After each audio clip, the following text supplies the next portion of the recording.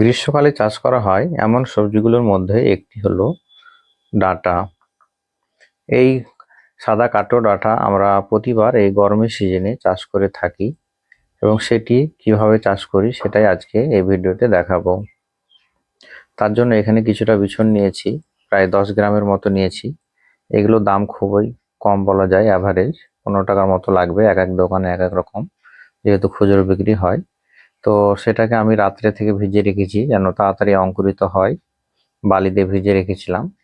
এখন সেটা যদি জমিতে ছড়াই সেক্ষেত্রে ভিজে আছে ছড়ানো অসুবিধা হবে, তাই কিছুটা এখানে ঝুরঝুরে মাটি মিক্স করে নিলাম যেন বিছনটা ঝুরঝুরে হয়ে যায় এবং মাটিতে ছড়াতে সুবিধা হয়। প্রতি বছর আমরা অল্প অল্প করে এই সাদা কাটো ডাঁটাটা চাষ করে থাকি, তাই কিছুটা জায়গায় পরিষ্কার করে সেখানে বীজটাকে ছড়িয়ে নিচ্ছি। হাতের সাহায্যে এভাবে বিছনটিকে ফেলে দেব। এই জায়গাটা আগে থেকে খুঁড়ে রেডি করা ছিল। এখন এখানে বীজ ছড়িয়ে দিয়ে আবার ভালোভাবে খুঁড়ে দেব। দেখতে পাচ্ছেন যেহেতু বীজটায় মাটি মিক্স করেছি তাই ছড়াতে সুবিধা হচ্ছে, অল্প অল্প করে ফেলে দিচ্ছি, না হলে আবার এক জায়গায় গোছা হয়ে পড়ে গেলে এক জায়গায় বেরিয়ে যাবে। এভাবে অল্প অল্প করে ছড়িয়ে দিচ্ছি।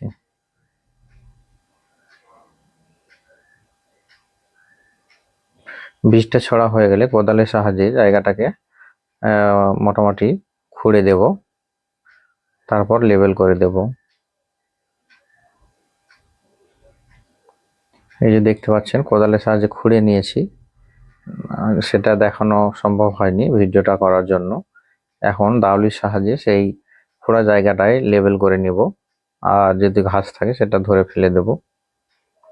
মাটিটায় মোটামুটি রস আছে, তার জন্য বীজটা আগে থেকে ভিজিয়ে রেখেছি, তাড়াতাড়ি অঙ্কুরিত হবে। আর সম্ভব হলে উপর থেকে জল ছড়িয়ে দিবেন। এখানে আমরা যেহেতু বাড়ির পাশে আছে, অল্প অল্প করে জল দেব যেন বেশি ভালো বেরোয় প্রতিটা বীজ। মাটিটা একটু শুকনো টাইপের আছে, যদি রস থাকে সেক্ষেত্রে জল দেওয়ার প্রয়োজন নেই। আর এটা দেখতে পাচ্ছেন প্রায় 25-26 দিন পরে, মাঝের পাটটা দেখানো হয়নি, প্রায় সবগুলো বীজ বেরিয়ে গেছে।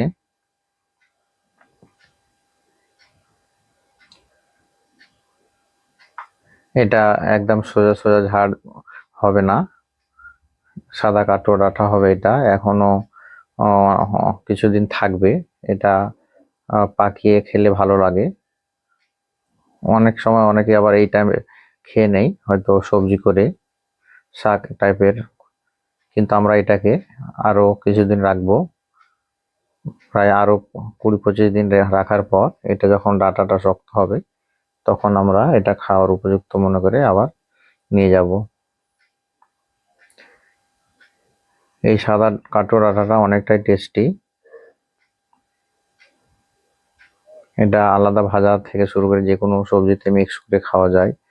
দেখতে পাচ্ছেন অল্প কটা টাকার বিছন ফেলে কি সুন্দর ডাঁটা পেয়েছি। আপনারাও এগুলো চাষ করতে পারেন। এগুলো খুব সহজেই বাড়িতে যে কোনো পাত্রে টবে চাষ করতে পারেন। ডাঁটাতে কোনো সার দিতে নেই, বেশি সার হয়ে গেলে সারযুক্ত জায়গা যদি থাকে সেক্ষেত্রে সেখানে না চাষ করাই ভালো। বেশি সারযুক্ত জায়গায় চাষ করলে গাছগুলো খুব জোরালো হয়, ডালপালা ছেড়ে, আর ডাঁটাটা পাকতে চাইবে না বা সিদ্ধ কম হবে। তাই নর্মাল জায়গাতেই এই বীজ ছড়িয়ে এই ডাঁটাটা চাষ করবেন, কোনো সার দেওয়ার চেষ্টা করবেন না, সে জৈব হোক বা রাসায়নিক কোনোটাই দেওয়ার প্রয়োজন নেই। নর্মাল মাটিতে এরা নর্মাল পরিচর্যায় বেড়ে উঠবে, তাহলে ডাঁটাটা খেতে বেশি ভালো লাগবে। সার দিলে কিন্তু ডাঁটা সিদ্ধ কম হয় আর অনেক দেরি করে পাকে। এগুলো দেখছেন সব পাতলা পাতলা হয়ে আছে, পাকার সময় মোটামুটি আঙুলের মতো মোটা হবে, সেগুলো খেতে বেশি ভালো হবে। আর দুটো একটা পোকা থাকার জন্য দুটো একটা পাতা খেয়ে নিয়েছে, যেহেতু এখানে কোনো স্প্রে করা হয়নি। আর ডাঁটার জন্য তো তার জন্য আর স্প্রে করার প্রয়োজন পড়বে না আশা করি। পোকাটা দেখে যদি মেরে দেওয়া যায় সেক্ষেত্রে পাতাটা খাবে না।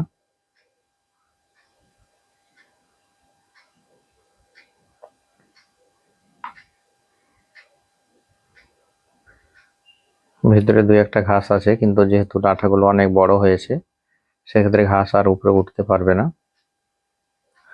আর এই ডাঁটাগুলো একটু ঘন করে লাগানোর চেষ্টা করবেন, তাহলে ঝাড়টা কম হবে, সোজাসুজি গাছটা হবে আর খেতে ভালো হবে। পাতলা হলে অনেক ডালপালা হয়, অনেক মোটা হয়, সেটা খেতে টেস্ট কম।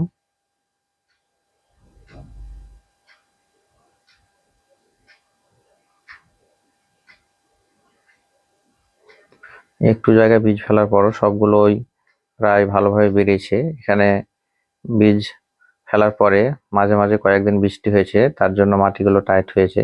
আলাদা করে আমার জল দেওয়ার প্রয়োজন পড়েনি, কিন্তু যদি বৃষ্টির জল না হয় সেক্ষেত্রে আপনাকে অল্প করে জল ছড়িয়ে দিতে হবে, তাহলে গাছগুলো ভালো হবে।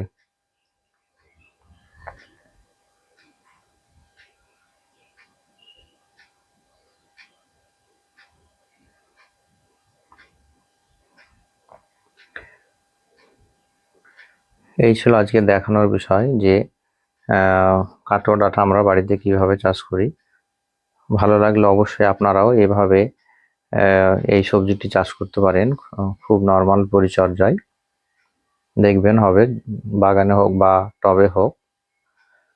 ভিডিওটি ভালো লাগলে অবশ্যই ইউটিউবে যারা দেখছেন সাবস্ক্রাইব করে দেবেন, এবং ফেসবুক পেজে যারা দেখছেন তারা অবশ্যই ফলো করে রাখবেন, তাহলে নেক্সট ভিডিওগুলো খুব তাড়াতাড়ি পেয়ে যাবেন।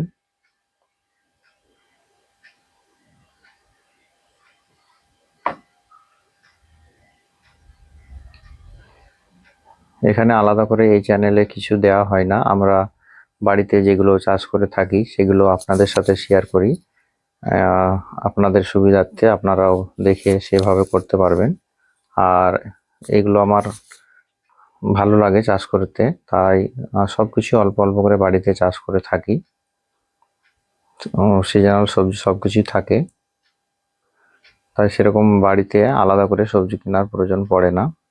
আপনারাও এভাবে সবকিছু অল্প অল্প করে চাষ করতে পারেন বাড়িতে।